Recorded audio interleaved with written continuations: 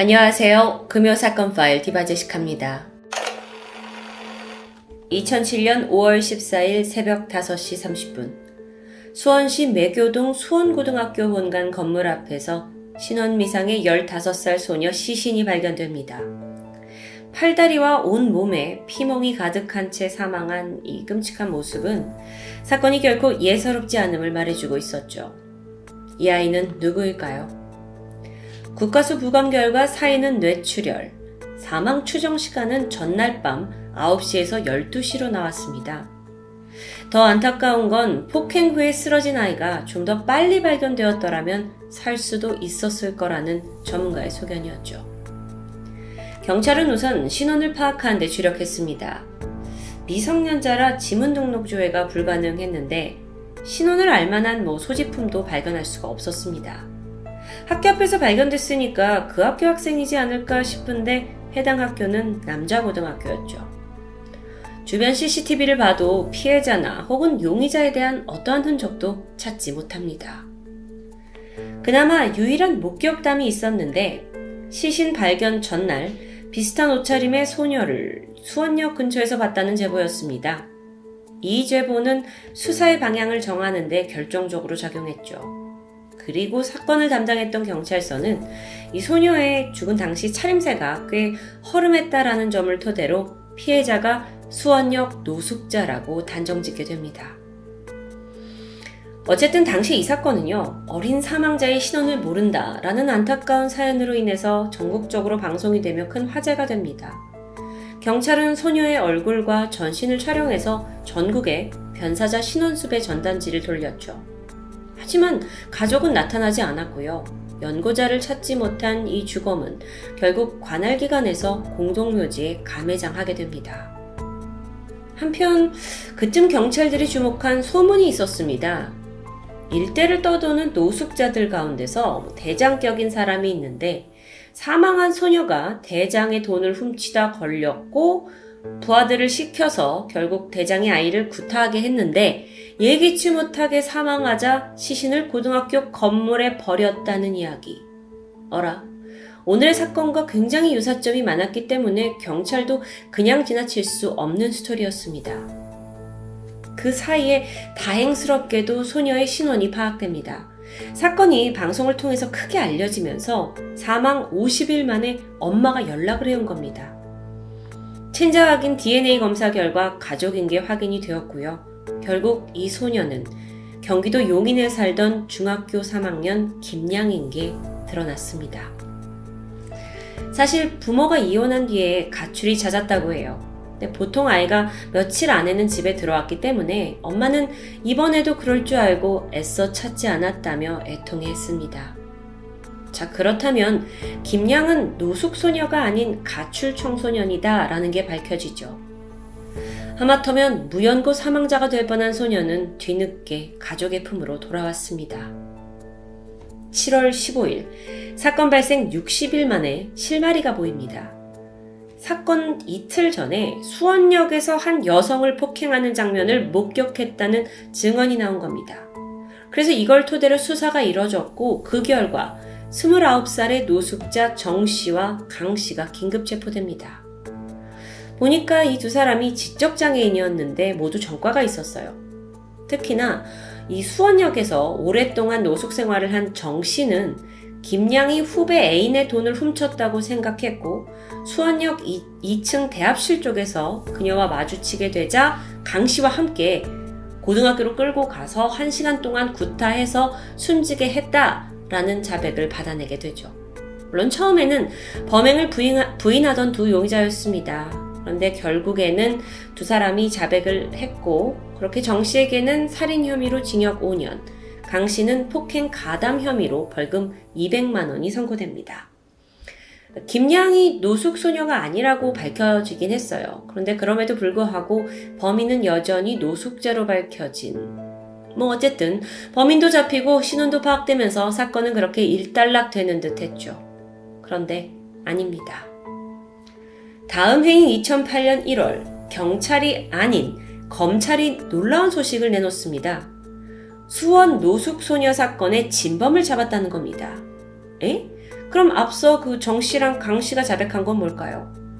어떻게 된 일인지 보니까 또 다른 사건으로 수감 중이던 가출 청소년 한 명이 다른 재소자에게 털어놓은 이야기를 통해 사건이 전면 재조사되고 있었던 겁니다. 그가 말하기를 내 친구들이 원래 노숙소녀 사망사건의 주범인데 괜히 다른 장애인 노숙자가 다 뒤집어쓰고 구속됐어 라고 자백했다는데요. 이후 검찰이 사건을 다시 수사했고 마침내 진범을 찾아 그 자백을 받아냈다고 합니다. 그러면 그 진범은 누구일까요? 그건 바로 수원역에서 함께 노숙하던 일명 가출팸 10대 청소년 5명이었습니다. 이들은 숨진 김 씨가 자신들의 돈을 훔쳤다고 의심했고 폭행을 하던 중 사망에 이르게 했다는데요. 자, 그러면 여러분, 진범을 찾았으니까 기존의 정 씨랑 강 씨는 무죄인 걸까요? 아니요. 이들이 풀려날 상황은 아니었습니다. 진술에 따르면 그 노숙자들 역시 폭행에 가담했다고 말했기 때문입니다. 다들 아는 사이인가요? 이 수원역 노숙 패밀리? 좀 갸우뚱하죠. 어쨌든 그렇게 전말이 드러나면서 수원 노숙소녀 사망사건은 피해자 1명에 살인자는 무려 7명이나 나오게 되는 희대의 사건이 되어버립니다. 체포된 가출팸 5명은 모두 미성년자였는데요. 만 14세 미만이었던 1명을 제외한 나머지 4명이 구속되었고 재판을 기다립니다. 그런데 또 한 번 이상한 일이 벌어져요. 처음엔 순순히 범행을 시인하던 이 청소년들이 막상 재판이 시작되니까 범행 사실을 완강히 부인하기 시작한 겁니다. 게다가 이들이 뭐라고 하냐면 경찰과 검찰이 자백을 강요했다라고 주장합니다. 심지어 징역을 살고 있던 그 예전 범인 정 씨도 증인으로 참석을 했는데요. 물론 이 청소년들 모두 노숙소녀 사망사건과 아무 관련이 없다라면서 혐의를 부인했죠. 그때 모두 고등학교가 아니라 자신들은 수원역에 있었다고 다 증언했어요. 그런데 이때 재판에 이미 들어간 상황이고 과거에 현장 검증도 했고 또 본인 입으로 다 진술도 했는데 갑자기 다 조작이라니까 누구를 믿어야 할지 헷갈리는 상황이었죠. 그런데 사실 이들이 용의자로 지목된 과정을 자세히 살펴보니까 좀 허술하다는 느낌이 들었습니다. 일단 결정적인 물증이 전혀 없어요. 경찰은 노숙자가 죽였다더라, 폭행했다더라 라는 소문을 토대로 정 씨와 강 씨를 잡아들였고요. 뒤이어 검찰 또한 진범이 가출 청소년들이라더라 라는 제보에 의해 수사에 착수했습니다. 그렇다 보니 실질적인 물증이 없어요. 이후에 용의자 7명을 둘러싼 끈질긴 법적 공방이 시작됐죠. 증언이 다 한결같습니다. 현장에 가본 적도 없다. 경찰이 시킨 대로만 하면 금방 끝난다고 했다. 당시 이들을 담당하던 변호사는 2년차 새내기 국선 변호사 박준영 씨였습니다. 박 변호사 역시 처음에는 아이들의 말을 믿을 수 없었다고 해요. 7명 전부는 아니더라도 그 중에 최소 1~2명은 범죄에 가담했을 거라고 막연히 생각했죠. 그런데 사건을 파헤치면 파헤칠수록 수사가 매우 잘못되었다는 것을 알아차립니다. 그 한 예로요. 사건 현장인 고등학교에 찾아갔습니다. 조서상 범인들이 학교 담을 넘었다고 진술했는데 실제로 보니 담이 2m가 훌쩍 넘는 굉장히 높은 높이입니다. 그러니까 담을 넘는 게 불가능해요. 게다가 수원역과 학교 정문, 이 경로의 어디에도 CCTV 속 아이들의 모습은 찍혀있지 않습니다. 1~2명도 아닌데요. 여러분, 어쩌면 검찰, 경찰이 지목한 이 용의자들 모두 자신을 보호할 힘이 없고 미성년자에다가 도와줄 가족도 없는 아이들입니다. 심신미약자도 있고요. 그래서 얼렁뚱땅 추정과 압력에 의해서 범인으로 몰고 간 건 아닐까요? 이후 2년간 이어진 법정 공방 중에 아주 결정적인 증거가 발견됩니다. 박 변호사가 입수한 편집되지 않은 검찰의 진술 녹화 영상이었죠. 검찰이 제출한 진술서와는 조금 다른 내용이 있었습니다. 영상 속의 아이들의 진술이 다 제각각 좀 엇갈리는 겁니다. 특히나 사건 현장에 갔을 때 수사관이 아이들한테 이렇게 말을 해요. 큰 건물 옆에 기억나는 거 없어? 화단, 계단. 화단 옆에서 시점 발견됐는데? 뭐 이런 식으로 아무것도 모르는 애들한테 사건의 디테일한 부분에 어떤 힌트를 주는 겁니다. 그러면 아이들이 고개를 끄덕였죠? 수사관은 진술서에다가 아이들이 직접 범행 장소를 밝혔다라고 적어버리는 겁니다. 2010년 7월 대법원은 이들 전원에게 무죄를 확정했습니다. 이 모든 게 검찰과 경찰의 폭행과 협박, 강압적인 수사로 인한 허위 자백이라는 게 인정된 결과였습니다. 알고 보니까 아이들도 처음에는 내가 범행을 하지 않았다 라고 강력하게 범행을 부인했다고 합니다. 근데 수사관이 와서 뭐라고 하냐면 다른 애들은 다 자백했는데 너 자꾸 이렇게 부인하면 형만 늘어난다? 라는 협박으로 결국 아이들을 굴복하게 만들었죠. 사실 여러분 그 살인의 추억 영화에도 이런 장면이 있었습니다. 과거 한국에 광합적인 수사가 있었던 건 사실이죠. 그런데 그런 7, 80년대도 아니고 2005년, 2000년대에 어떤 이런 일이 있었는지 정말 황당한데요. 박 변호사는요, 노숙인 정 씨와 강 씨의 무죄 또한 입증해냈는데요. 경찰이 받아냈던 그들의 진술서에서 허점을 찾아낸 겁니다. 사실 경찰이 무게를 두고 있었던 그 소문, 노숙자들이 수원역에서 한 여성을 폭행했다더라 라는 이 스토리, 이 자체는 사실이었습니다. 하지만 알고 보니까 폭행당한 여성은 또 다른 20대 노숙인이었고요. 그러니까 숨진 소녀와는 전혀 연관이 없던 사람인 거죠. 그런데 이 지적장애를 앓고 있던 용의자들은 자신들이 폭행한 20대 여성을 숨진 소녀와 동일한 인물로 착각했던 거고요. 이 착각은 경찰이 허위 자백을 받아낼 수 있는 좋은 기회로 작용했던 겁니다. 결국 이들에게도 각각 무죄 판결이 내려졌습니다. 그러면서 수원 노숙소녀 사망사건 용의자 7명 모두 누명을 벗게 되죠. 하지만 이미 정 씨는 5년 2개월의 억울한 복역을 끝내고 출소한 상태였습니다. 이 진실을 밝혀내는데 너무 오래 걸린 겁니다. 참 많은 우여곡절이 있었죠. 그 과정 중에 수사체계의 허술함이 여실히 드러나면서 이 사건은 대한민국의 잘못된 수사를 보여주는 대표적인 사례로 꼽히게 됩니다. 참 안타깝죠. 게다가 사건 자체도 지난 6년간 막 반전에 반전을 거듭하면서 진범은 밝혀내지 못한 채 결국 원점으로 돌아가 버립니다. 자, 그런데 이 사건에서 되짚어볼 부분이 있습니다. 피해자 어머니 증언에 따르면 숨진 김양은 전부터 자주 가출을 하면서 채팅으로 만난 여러 친구들과 어울렸다고 합니다. 여기서 주목할 만한 사실이 있는데 집을 나온 김양이 머물렀던 청소년 쉼터가 있습니다. 여기 기록에 따르면 그녀가 종종 친구들에게 이유 없이 구타를 당했다는 거예요. 그러면 이들이 혹여 용의자가 될 수도 있습니다.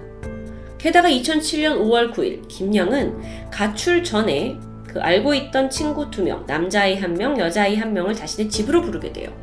그리고 다음날 이 셋은 엄마가 없는 틈을 타서 반지, 귀걸이, 돈이 될 만한 거를 챙겨서 집을 떠나게 되죠. 그렇게 가출했는데 나흘 뒤에 아이가 싸늘한 죽음으로 발견된 겁니다. 김양이 사망 직전까지 어울렸다던 그 남자아이와 여자아이는 누구일까요? 집에도 왔던 아이들이요. 쉼터에서 만난 것으로 추정이 되긴 하지만 정확하게 이들이 누구인지 밝혀내는 것은 어려운 문제였는데요. 그런데 당시 이 사건을 취재하던 그것이 알고 싶다 팀에서 수사보고서를 통해 미처 드러나지 못했던 증언을 하나 발견합니다. 문제의 이 댓글, 이건 해당 사건의 용의자가 수원역 노숙자로 알려졌을 때 기사에 달린 글이었습니다. 이거 거짓말이잖아요. 저 그때 친구들이랑 있었는데 걔네들이 패서 공고 근처에 두고 온 거 알아요. 왜 거짓말을 해요? 우리 지윤이 불쌍하지도 않냐고요. 여기서 지윤이는 이 숨진 김양이 온라인에서 사용하던 가명이라고 하는데요. 이 댓글을 보면 분명 사건의 내막을 알고 있는 듯한 뉘앙스입니다. 제작진은 수소문 끝에 댓글 작성자를 찾아냈죠. 그녀 역시 가출 청소년 중 한 명이었습니다. 당시 거리를 방황하던 작성자는 우연히 천안역에서 또래 남자 2과 여자 1명을 만납니다. 그런데 이들이 한 소녀를 폭행했다는 걸 자신한테 마치 무용담처럼 자랑했다는 겁니다. 폭행을 당해서 정신을 잃은 그 피해자를 고등학교에 버려뒀고 그 전에 소녀의 집에서 반지나 귀걸이를 훔쳤다는 얘기도 덧붙였는데요. 이건 숨진 김양의 정황과 상당 부분 일치하죠. 이걸 계기로 그 천안역에서 만났다던 청소년 중 한 명인 최 씨가 참고인 자격으로 경찰에 소환됩니다. 그는 강하게 혐의를 부인했고 노숙소녀 사건조차 잘 알지 못한다고 발뺌했죠. 게다가 너무 오래전 일이라 기억나지 않는다는 태도로 일관하는데요. 과연 최 씨의 주장은 사실일까요? 현재 경찰의 수사는 중단된 상태입니다. 안타깝게도 지난 2014년 사건의 공소시효가 만료되었기 때문이죠. 살인사건은 공소시효가 없지 않냐고요? 여기서 잠깐 짚고 넘어갈 또 복잡한 문제가 있습니다. 이 사건은 애초에 검찰이 가출 청소년 5명을 지목해서 수사를 했고 그때 이들이 김양을 살해할 의도가 없고 사인이 직접적인 폭행이 아니라 뇌출혈이라는 점, 게다가 좀 일찍 발견됐으면 충분히 살 수 있었다라는 점을 고려해서 살인이 아닌 상해치사 사건으로 분류되었습니다. 그러니까 상해치사라는 게 죽게 할 생각이 없는데 상해가 원인이 돼서 죽음에 이른 경우를 말하죠. 대한민국에서 살인사건은 공소시효가 폐지되었지만 상해치사의 경우에 공소시효는 7년입니다. 그래서 2014년 그 공소시효가 만료된 것이었죠. 결국 이 사건은 대한민국의 영구미제로 남을 가능성이 매우 높고요. 이제 사실상 진범을 잡아도 처벌이 불가능합니다. 보통 영구미제 사건들은 애초부터 단서와 증언이 너무도 제한적이라서 사건 자체를 해결하기가 너무 어려워요. 하지만 수원역 노숙소녀 사건은 오히려 억측과 강압으로 다른 사람들이 범인으로 몰려지면서 시간을 허망하게 쓴 것 같아서 정말 안타깝습니다. 그 와중에 교묘히 빠져나간 진범은 분명 비웃고 있겠죠. 한 명의 사망자와 7명의 억울한 용의자, 그리고 진실을 숨기고 있는 누군가까지. 피해자는 있지만 책임지는 사람은 아무도 없는 답답한 미제 사건입니다. 지금까지 금요사건 파일 디바제식합니다.